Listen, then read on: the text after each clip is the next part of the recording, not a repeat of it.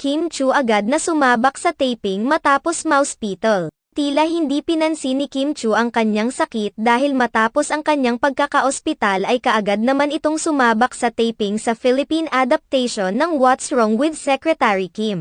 Marami ang nagulat sa ibinahaging larawan ng personal assistant ni Kim Chiu na kuha mula sa taping ng aktres sa What's Wrong with Secretary Kim. Marami ang nag-aalalang mga tagahanga ng aktres dahil kamakailan lamang ay isinugod rin sa hospital si Kim Chiu dahil sa pagod nito sa trabaho. Bukod sa taping sa What's Wrong with Secretary Kim, pumapasok rin si Kim Chiu sa It's Showtime bilang host kahit pakatatapos pa lamang niyang magpagaling mula sa pagkapositibo nito sa COVID-19.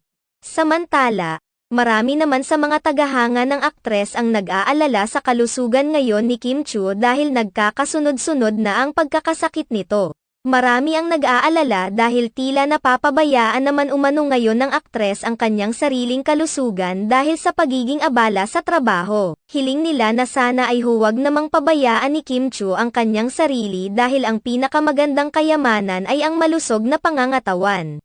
Narito ang ilang komento ng mga netizens bilang mensahe sa aktres na si Kim Chiu.